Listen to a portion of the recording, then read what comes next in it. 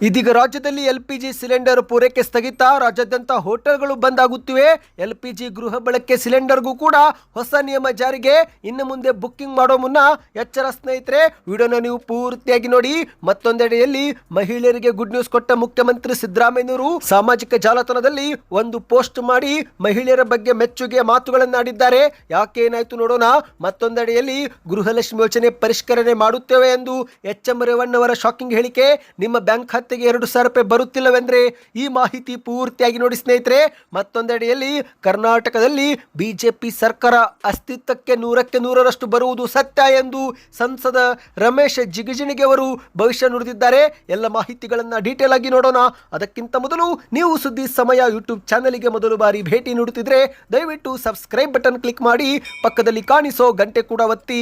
ಇದರಿಂದ ರಾಜ್ಯದ ಮಾಹಿತಿಗಳು ನಿಮಗೆ ಸಿಗುತ್ತವೆ. ವಿಡಿಯೋಗೆ ಲೈಕ್ ಮಾಡ್ತಾ ವಿಡಿಯೋನ ಪೂರ್ತಿಯಾಗಿ ನೋಡಿ. ಬನ್ನಿ ಸ್ನೇಹಿತರೆ, ಎಲ್ಲ ಮುಖ್ಯವಾದ ಮಾಹಿತಿಗಳನ್ನು ಡೀಟೇಲ್ ಆಗಿ ನೋಡೋಣ. ಇದೀಗ ಮಧ್ಯಪ್ರಾಚ್ಯದಲ್ಲಿ ಯುದ್ಧಗಳ ಒಂದು ತೀವ್ರತೆ ಭಾರತದಲ್ಲೂ ಕೂಡ ಪರಿಣಾಮ ಬೀರುತ್ತಾ ಇದೆ. ಹೌದು ಸ್ನೇಹಿತರೆ, ಈಗಾಗಲೇ ಉತ್ತರ ಭಾರತದ ಬಹುತೇಕ ರಾಜ್ಯಗಳಲ್ಲಿ ಗ್ಯಾಸ್ ಸಿಲಿಂಡರ್ ಕೊರತೆ ಎದುರಾಗಿದೆ. ಹೌದು, ಗ್ಯಾಸ್ ಸಿಲಿಂಡರ್ ಪಡೆದುಕೊಳ್ಳಲು ನೂರಾರು ಜನರು ಸರತಿ ಸಾಲಲ್ಲಿ ಕ್ಯೂನಲ್ಲಿ ನಿಲ್ಲುತ್ತಿದ್ದಾರೆ. ಇದೀಗ ಈ ಪರಿಣಾಮ ದಕ್ಷಿಣ ಭಾರತದ ರಾಜ್ಯಗಳು ಕೂಡ ಮೇಲೆ ಬಿದ್ದಿದೆ. ಹೌದು, ಮೊದಲನೇದಾಗಿ ಸ್ನೇಹಿತರೆ, ರಾಜ್ಯದ ರಾಜಧಾನಿ ಬೆಂಗಳೂರಲ್ಲಿ ಇದೀಗ ಸಿಲಿಂಡರ್ ಕೊರತೆ ಎದುರಾಗಿದೆ. ಹೌದು, ಮಾಹಿತಿಯ ಪ್ರಕಾರ ಹೋಟೆಲ್ ಉದ್ಯಮವು ಇದೀಗ ತೀವ್ರ ಸಂಕಷ್ಟದಲ್ಲಿ ಸಿಲುಕಿಕೊಂಡಿದೆ. ಯಾಕಂದ್ರೆ ಸೋಮವಾರದಿಂದಲೇ ಹೋಟೆಲ್ಗಳಿಗೆ ವಾಣಿಜ್ಯ ಬಳಕೆಯ ಗ್ಯಾಸ್ ಸಿಲಿಂಡರ್ ಪೂರೈಕೆ ದಿಢೀರನೆ ಸ್ಥಗಿತಗೊಂಡಿದ್ದು, ಇದೇ ಒಂದು ಹಿನ್ನೆಲೆಯಲ್ಲಿ ಬೆಂಗಳೂರಿನ ಹೋಟೆಲ್ಗಳ ಸಂಘವು ತೀವ್ರ ಆಕ್ರೋಶ ವ್ಯಕ್ತಪಡಿಸಿದೆ. ಹೌದು, ಏಕಾಏಕಿ ಈ ಒಂದು ಸಿಲಿಂಡರ್ ಸ್ಥಗಿತದಿಂದ ದಿನನಿತ್ಯದ ಊಟಕ್ಕಾಗಿ ಹೋಟೆಲ್ಗಳ ಮೇಲೆ ಅವಲಂಬಿತರಾಗಿರುವಂತಹ ಸಾಮಾನ್ಯ ಜನರು, ಹಿರಿಯ ನಾಗರಿಕರು ಮತ್ತು ವಿದ್ಯಾರ್ಥಿಗಳು ತೀವ್ರ ಒಂದು ಕಷ್ಟ ಎದುರಿಸಲಿದ್ದಾರೆ. ಹೌದು ಸ್ನೇಹಿತರೆ, ಗ್ಯಾಸ್ ಸಿಲಿಂಡರ್ ಸರಬರಾಜಿನ ಕೊರತೆಯಿಂದಾಗಿ ಬೆಂಗಳೂರಿನ ಹಲವೆಡೆ ಈಗ ಹೋಟೆಲ್ಗಳು ನಾಳೆಯಿಂದಲೇ ಮುಚ್ಚಲು ಕೂಡ ನಿರ್ಧಾರ ಮಾಡಿವೆ ಎಂದು ಹೇಳಲಾಗ್ತಾ ಇದೆ. ತೈಲ ಕಂಪನಿಗಳು 70 ದಿನಗಳವರೆಗೆ ಗ್ಯಾಸ್ ಪೂರೈಕೆಯಲ್ಲಿ ಯಾವುದೇ ವ್ಯತ್ಯಯ ಉಂಟಾಗೋದಿಲ್ಲ ಎಂದು ಭರವಸೆ ನೀಡಿದ್ರು. ಆದರೂ ಕೂಡ ಏಕಾಏಕಿ ಈ ಒಂದು ಪೂರೈಕೆನೆ ಸ್ಥಗಿತ ಮಾಡಲಾಗಿದ್ದು, ಇದರಿಂದ ಹೋಟೆಲ್ ಮಾಲೀಕರು ಈಗ ದೊಡ್ಡ ನಷ್ಟ ಅನುಭವಿಸುವಂತಾಗಿದೆ. ಹೌದು, ಹೋಟೆಲ್ ಮಾಲೀಕರಿಗೆ ಇದೊಂದು ದೊಡ್ಡ ಶಾಕಿಂಗ್ ಸುದ್ದಿ. ಕೂಡಲೇ ಸಂಬಂಧಪಟ್ಟ ಕೇಂದ್ರ ಸಚಿವರು ಈ ಒಂದು ವಿಷಯದಲ್ಲಿ ಮಧ್ಯಪ್ರವೇಶಿಸಿ ಗ್ಯಾಸ್ ಪೂರೈಕೆ ಮತ್ತೆ ಪುನರಾರಂಭಿಸುವಂತೆ ಹೋಟೆಲ್ ಮಾಲೀಕರ ಸಂಘವು ಆಗ್ರಹಿಸಿದೆ. ಹೌದು, ಮಾಹಿತಿಯ ಪ್ರಕಾರ ಮಧ್ಯಪ್ರಾಚ್ಯದಲ್ಲಿ ಅಮೆರಿಕ ಮತ್ತು ಇಸ್ರೇಲ್ ದಾಳಿಯ ನಂತರ ಇರಾನ್ ಜೊತೆ ನಡೆಯುತ್ತಿರುವ ಸಂಘರ್ಷದ ಪರಿಣಾಮ ಎಲ್ಪಿಜಿ ಸರಬರಾಜು ಮೇಲೆ ಪರಿಣಾಮ ಬೀರಿದೆ. ಇದೇ ಒಂದು ಹಿನ್ನೆಲೆಯಲ್ಲಿ ಈಗಾಗಲೇ ಕೇಂದ್ರ ಸರ್ಕಾರ ರಿಫೈನರಿಗಳಿಗೆ ಎಲ್ಪಿಜಿ ಉತ್ಪಾದನೆ ಹೆಚ್ಚಿಗೆ ಮಾಡಲು ಒಂದು ಸೂಚನೆ ಕೊಟ್ಟಿದೆ. ಹೌದು, ದೇಶೀಯ ಎಲ್ಪಿಜಿ ಬಳಕೆದಾರರಿಗೆ ಆದ್ಯತೆ ನೀಡುವಂತೆ ಸರ್ಕಾರವು ಕೂಡ ಈಗ ಆದೇಶವನ್ನು ಹೊರಡಿಸಿದೆ. ಸ್ನೇಹಿತರೆ, ಸರ್ಕಾರದ ಮೂಲಗಳು ತಿಳಿಸಿದಂತೆ ಅಲ್ಜೇರಿಯಾ, ಆಸ್ಟ್ರೇಲಿಯಾ, ಕೆನಡಾ, ನಾರ್ವೆ ಸೇರಿದಂತೆ ಇತರೆ ದೇಶಗಳು ಈಗ ಎಲ್ಪಿಜಿ ಭಾರತವನ್ನು ಮಾರಾಟ ಮಾಡಲು ಮುಂದೆ ಬಂದಿವೆ ಎಂದು ಕೂಡ ವರದಿಯಾಗಿದೆ. ಶೀಘ್ರವೇ ಈ ಒಂದು ಕೊರತೆ ಹೋಗುತ್ತೆ ಎಂದು ಕೂಡ ಹೇಳಲಾಗ್ತಾ ಇದೆ.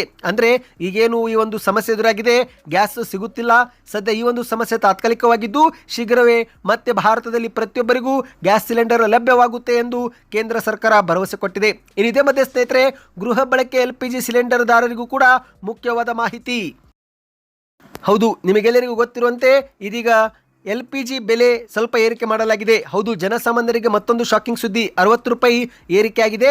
ಆದರೆ ಇದೇ ಮಧ್ಯೆ ಇನ್ನು ಮುಂದೆ ಗೃಹ ಬಳಕೆ ಗ್ಯಾಸ್ ಸಿಲಿಂಡರ್ ತೆಗೆದುಕೊಳ್ಳಲು ಕೆಲವೊಂದು ನಿಯಮವನ್ನು ಪಾಲನೆ ಮಾಡಬೇಕು ಎಂದು ಸರ್ಕಾರ ಸೂಚನೆ ಹೊರಡಿಸಿದೆ. ಹೌದು, ಅದೇನೆಂದರೆ ಸ್ನೇಹಿತರೆ, ಗೃಹ ಬಳಕೆ ಎಲ್ಪಿಜಿ ಸಿಲಿಂಡರ್ ವಿತರಣೆಯಲ್ಲಿ ಪಾರದರ್ಶಕತೆ ಹಾಗೂ ದುರುಪಯೋಗ ತಡೆಗಟ್ಟುವ ಉದ್ದೇಶದಿಂದ ಇದೀಗ ಸರ್ಕಾರ ಸಿಲಿಂಡರ್ ಪಡೆದುಕೊಳ್ಳುವವರು ಕಡ್ಡಾಯವಾಗಿ ಈ KYC ಪ್ರಕ್ರಿಯೆ ಪೂರ್ಣಗೊಳಿಸಬೇಕು ಎಂದು ಹೇಳಲಾಗ್ತಾ ಇದೆ. ಮತ್ತು ಇದರ ಜೊತೆಗೆ ಸ್ನೇಹಿತರೆ, ಇನ್ನು ಮುಂದೆ ಸಿಲಿಂಡರ್ ಪಡೆದುಕೊಳ್ಳುವ ಸಂದರ್ಭದಲ್ಲಿ ಗ್ರಾಹಕರ ಮೊಬೈಲ್ಗೆ ಬರುವಂಥ OTP ಸಂಖ್ಯೆಯನ್ನು ಕೂಡ ಡೆಲಿವರಿ ಸಿಬ್ಬಂದಿಗೆ ತಿಳಿಸಬೇಕು. ನಂತರವೇ ನಿಮಗೆ ಸಿಲಿಂಡರ್ ನೀಡಲಾಗುತ್ತೆ. ಇನ್ನು ಈ KYC ಎಲ್ಲಿ ಮಾಡಿಕೊಳ್ಳಬೇಕು ಎಂಬ ಪ್ರಶ್ನೆ ಇದ್ದರೆ ನೀವು ಹತ್ತಿರದ ಗ್ಯಾಸ್ ಏಜೆನ್ಸಿಗೆ ಭೇಟಿ ಕೊಟ್ಟು ಅಥವಾ ಇತರೆ ಸೇವಾ ಕೇಂದ್ರಗಳ ಮೂಲಕವೂ ಕೂಡ ಈ KYC ಮಾಡಿಸಿಕೊಳ್ಳಬಹುದು. ಈ ಬಗ್ಗೆ ಇನ್ನಷ್ಟು ಮಾಹಿತಿ ಬೇಕಂದ್ರೆ ಕಮೆಂಟ್ನಲ್ಲಿ ಸಿಲಿಂಡರ್ ಈ KYC ಎಂದು ಕಮೆಂಟ್ ಮಾಡಿ. ಬನ್ನಿ ಇದೀಗ ಮತ್ತೊಂದು ಮಾಹಿತಿಗೆ ಹೋಗೋಣ. ಇದೀಗ ರಾಜ್ಯದ ಮುಖ್ಯಮಂತ್ರಿ ಸಿದ್ದರಾಮಯ್ಯನವರು ಮಹಿಳೆಯರ ಬಗ್ಗೆ ಮೆಚ್ಚುಗೆ ಮಾತುಗಳನ್ನಾಡಿದ್ದಾರೆ. ಹೌದು, ಅಂತಾರಾಷ್ಟ್ರೀಯ ಮಹಿಳಾ ದಿನಾಚರಣೆ ಹಿನ್ನೆಲೆಯಲ್ಲಿ ರಾಜ್ಯದ ಎಲ್ಲಾ ಮಹಿಳೆಯರಿಗೂ ಮುಖ್ಯಮಂತ್ರಿಯವರು ಶುಭಾಶಯಗಳನ್ನು ತಿಳಿಸುವ ಮೂಲಕ ವಿಶೇಷ ಸಂದೇಶವೊಂದನ್ನು ರವಾನಿಸಿದ್ದಾರೆ. ಹೌದು, ಆಧುನಿಕ ಕಾಲಘಟ್ಟದಲ್ಲಿ ಕುಟುಂಬದ ಒಳಗೆ ಮತ್ತು ಹೊರಗೆ ಮಹಿಳೆಯರ ಪಾತ್ರ ಸಾಕಷ್ಟು ಬದಲಾಗಿದೆ. ಅಡುಗೆ ಮನೆಯಿಂದ ಅಂತರಿಕ್ಷದವರೆಗೆ ಮಹಿಳೆಯರು ಏರದ ಎತ್ತರವಿಲ್ಲ, ಅವರು ಸಾಧಿಸಿದ ಸಾಧನೆ ಇಲ್ಲ ಎನ್ನುವಷ್ಟರ ಮಟ್ಟಿಗೆ ಮಹಿಳೆಯರು ತಮ್ಮ ಸಾಮಾಜಿಕ ಹಾಗೂ ದೈಹಿಕ ಸವಾಲುಗಳನ್ನು ಮೀರಿ ಬೆಳೆದಿದ್ದಾರೆ ಎಂದು ಸಿಎಂ ಅವರು ತಿಳಿಸಿದ್ದಾರೆ. ನೀವು ಸ್ಕ್ರೀನ್ ಮೇಲೆ ಒಂದು ಟ್ವೀಟ್ ನೋಡ್ತಿರಬಹುದು ಸ್ನೇಹಿತರೆ. ಇದು ರಾಜ್ಯದ ಮುಖ್ಯಮಂತ್ರಿ ಸಿದ್ದರಾಮಯ್ಯನವರೇ ಮಾಡಿದ ಟ್ವೀಟ್ ಆಗಿದೆ. ನನ್ನ ಎಲ್ಲ ಪ್ರೀತಿ ಅಕ್ಕ ತಂಗಿಯರಿಗೆ, ತಾಯಂದಿರಿಗೆ ಅಂತಾರಾಷ್ಟ್ರೀಯ ಮಹಿಳಾ ದಿನದ ಶುಭಾಶಯಗಳು. ಮಹಿಳೆಯರ ಸಬಲೀಕರಣ, ಸಮಾನತೆ ಮತ್ತು ಘನತೆ ಬದುಕಿಗಾಗಿ ಜಾಗೃತರಾಗುವುದು, ಅವರ ಸಾಮಾಜಿಕ, ಆರ್ಥಿಕ, ಶೈಕ್ಷಣಿಕ, ಸಾಂಸ್ಕೃತಿಕ ಹಾಗೂ ರಾಜಕೀಯ ಸಾಧನೆಗಳನ್ನು ಗುರುತಿಸಿ ಗೌರವಿಸುವುದು ಅಂತಾರಾಷ್ಟ್ರೀಯ ಮಹಿಳಾ ದಿನಾಚರಣೆಯ ಆಶಯ. ಅಡುಗೆ ಮನೆಯಿಂದ ಅಂತರಿಕ್ಷದವರೆಗೆ ಮಹಿಳೆಯರು ಏರದ ಎತ್ತರವಿಲ್ಲ, ಸಾಧಿಸಿದ ಸಾಧನೆ ಇಲ್ಲ ಎನ್ನುವಷ್ಟರ ಮಟ್ಟಿಗೆ ಮಹಿಳೆಯರು ತಮ್ಮ ಸಾಮಾಜಿಕ ಹಾಗೂ ದೈಹಿಕ ಸವಾಲುಗಳನ್ನು ಮೀರಿ ಬೆಳೆದಿದ್ದಾರೆ. ಹೆಣ್ಣು ಸಂಸಾರದ ಕಣ್ಣು ಮಾತ್ರವಲ್ಲ, ಪುರುಷರ ಬದುಕಿಗೂ ಪರಿಪೂರ್ಣತೆಯನ್ನು ಕೊಡುವ ಪ್ರಕೃತಿಯ ವಿಶಿಷ್ಟ ಅನನ್ಯ ಸೃಷ್ಟಿ. ತಾಯಿಯಾಗಿ, ತಂಗಿಯಾಗಿ, ಹೆಂಡತಿಯಾಗಿ ಬದುಕಿನ ಬಂಡಿಯ ನೌಗು ಹೊತ್ತು ಪುರುಷರಿಗೆ ಸಮನಾಗಿ ದುಡಿಯುತ್ತಿರುವ ಮಹಿಳೆಯರ ತ್ಯಾಗ, ಸೇವೆ, ಸಮರ್ಪಣೆಯನ್ನು ಅಂತಾರಾಷ್ಟ್ರೀಯ ಮಹಿಳಾ ದಿನವನ್ನು ಇಂದು ಸ್ಮರಿಸಿ ಗೌರವಿಸಬೇಕಾಗಿರುವುದು ನಮ್ಮೆಲ್ಲರ ಕರ್ತವ್ಯ. ಮತ್ತೊಮ್ಮೆ ನಾಡಿನ ಸಮಸ್ತ ಮಹಿಳೆಯರಿಗೆ ಅಂತಾರಾಷ್ಟ್ರೀಯ ಮಹಿಳಾ ದಿನದ ಶುಭಾಶಯಗಳನ್ನು ತಿಳಿಯಬಯಸುತ್ತೇನೆ ಎಂದು ಸಿಎಂ ಅವರು ಟ್ವೀಟ್ ಮಾಡಿದ್ದಾರೆ ಸ್ನೇಹಿತರೆ. ಅಂದಹಾಗೆ ಸ್ನೇಹಿತರೆ, ಇದೀಗ ಮುಖ್ಯಮಂತ್ರಿ ಸಿದ್ದರಾಮಯ್ಯನವರು ಗೃಹಲಕ್ಷ್ಮಿ ಯೋಜನೆ ಫಲಾನುಭವಿಗಳಿಗೂ ಕೂಡ ಸಿಹಿ ಸುದ್ದಿ ಕೊಟ್ಟಿದ್ದಾರೆ. ಹೌದು, ಬಜೆಟ್ನಲ್ಲಿ ಗೃಹಲಕ್ಷ್ಮಿ ಯೋಜನೆಗೆ ಹೆಚ್ಚುವರಿ ಅನುದಾನ ಮೀಸಲಿಡಲಾಗಿದ್ದು, ಈ ಮೂಲಕ ಬಾಕಿ ಕಂತುಗಳು ಶೀಘ್ರವೇ ಜಮೆ ಆಗುತ್ತೆ ಎಂದು ಹೇಳಲಾಗ್ತಾ ಇದೆ. ಇನ್ನು ನಿಮ್ಮ ಬ್ಯಾಂಕ್ ಖಾತೆಗೂ ಕಳೆದ 2 ತಿಂಗಳಲ್ಲಿ ಒಂದು ಬಾರಿಯಾದರೂ ಹಣ ಜಮವಾಗಿದೆಯಾ? ದಯವಿಟ್ಟು ಕಮೆಂಟ್ ಮಾಡಿ ತಿಳಿಸಿ. ಈಗ ಗ್ಯಾರಂಟಿ ಯೋಜನೆಗಳನ್ನು ಪರಿಷ್ಕರಣೆ ಮಾಡುತ್ತೇವೆ ಎಂದು ಎಂ ರೇವಣ್ಣ ಅವರು ಶಾಕಿಂಗ್ ಹೇಳಿಕೆ ಕೊಟ್ಟಿದ್ದಾರೆ. ಹೌದು, ರಾಜ್ಯ ಸರ್ಕಾರದ ಗ್ಯಾರಂಟಿ ಯೋಜನೆಗಳ ಪರಿಷ್ಕರಣೆ ಮಾಡೇ ಮಾಡುತ್ತೇವೆ. ಈ ಬಗ್ಗೆ ಮುಖ್ಯಮಂತ್ರಿಯವರು ಅಥವಾ ಸಚಿವರು ಇನ್ನೂ ಕೂಡ ಅಧಿಕೃತವಾಗಿ ಮಾತನಾಡಿಲ್ಲ.